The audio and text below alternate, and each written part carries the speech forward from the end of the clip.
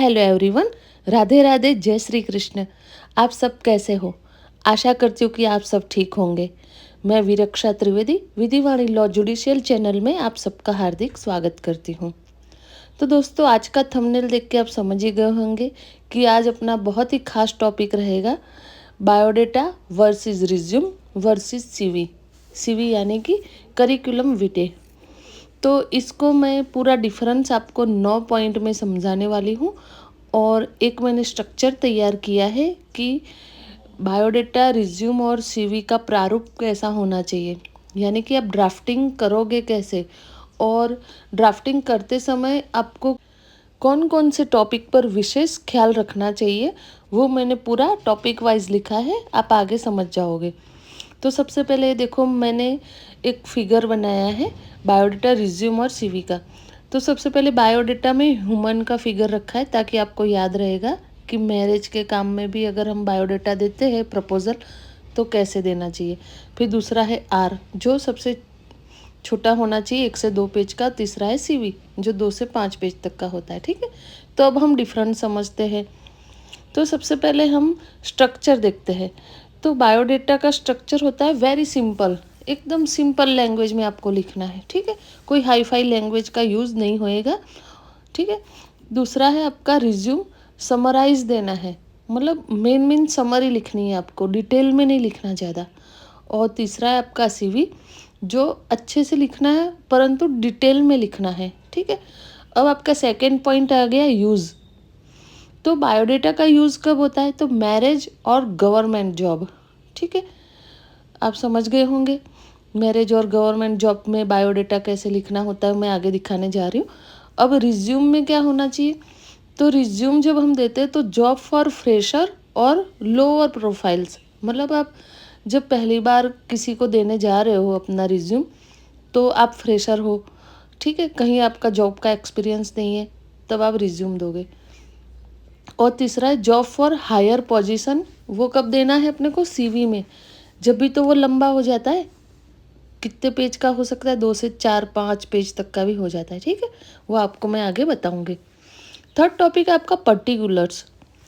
तो बायोडेटा में क्या होता है? पर्सनल या फिर बायोग्राफिकल इंफॉर्मेशन होती है। और रिज्यूम में summarised detail about education and past job, अगर कहीं पहले भी जॉब करी है तो वो लिखना है या फिर एजुकेशन लिखना है। ठीक है।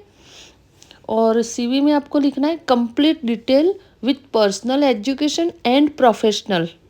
समझ गए होंगे आप कि पर्सनल जो आपने डिटेल लिखे उसके साथ साथ आपकी एजुकेशन और जो प्रोफेशनल आपका जॉब एक्सपीरियंस है वो पूरा डिटेल में लिखना है। फोर्थ पॉइंट है ओरिजिन एंड डेफिनेशन। तो बायोडेटा का डेफिनेशन क्या होएगा? Short form of biographical data. Resume का होता है it is a French word means summary. ठीक है। और सीवी का it is a Latin word means course of life और life detail. CV is equal to curriculum vitae. ठीक है। अब पांचवा पॉइंट है अपना लेंथ। तो बायोडेटा की लेंथ होती है मैक्सिमम 1 पेज, रिज्यूम की लेंथ होती है 1 to 2 पेज, और सीवी की लेंथ होती है 2, 3, 4, 5 पेज तक भी हो सकती है। यानी कि वो डिटेल में है, पूरा जॉब एक्सपीरियंस देते हैं, पर्सनल डिटेल भी होती है, एजुकेशन भी होता है, इसलिए वो कई बार 4 से 5 पेज तक भी हो जाता है। ठीक है। और 6 पॉइंट है आपका प्राइमरी फंक्शन। तो बायोडेटा का हम सबसे पहले लिखेंगे write about personal facts, education, background, skills, hobbies, interest, strengths and achievements, job. जबकि रिज्यूम में हम लिखते हैं we write professional work experience in a reverse order, application for a job in a industry. आप समझ गए होंगे, जॉब के लिए ही रिज्यूम काम आता है। और सीवी में क्या लिखेंगे? We write in a CV almost all detail like personal academic position, school and graduation also, job experience, extra skills, mark sheet and degree detail, list wise and order wise पूरा लिखना है, इसलिए इसकी length लंबी हो जाती है।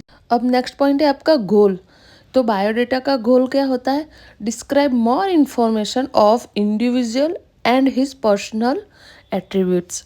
Resume का गोल है describe accomplishment briefly living out extra details, और सीवी का है describe accomplishment with a great detail, focus on how this relate to career plans and progress.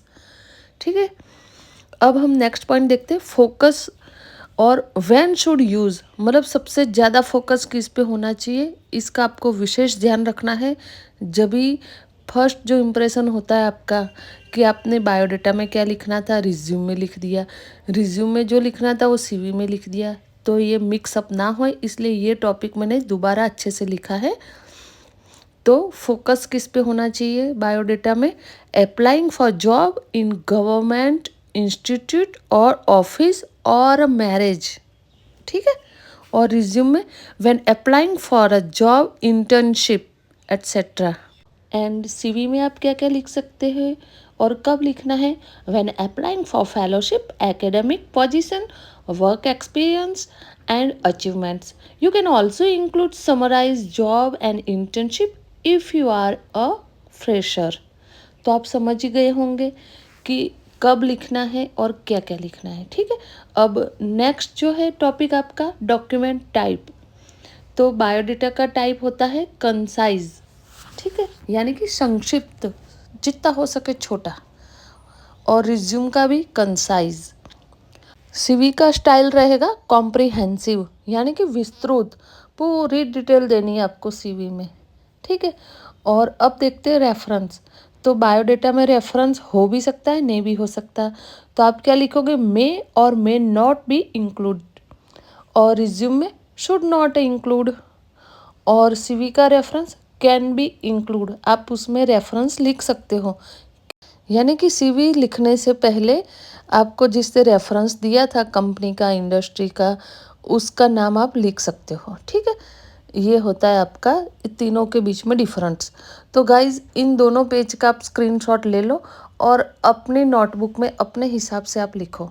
ठीक है, तब और अच्छे से याद रहेगा। तो विधिवाणी लॉ जुडिशियल चैनल को ऐसे ही सपोर्ट करते रहिए, और जिस भी टॉपिक पर आपको वीडियो चाहिए या नोट्स चाहिए आप मुझे कमेंट बॉक्स में बता सकते हो।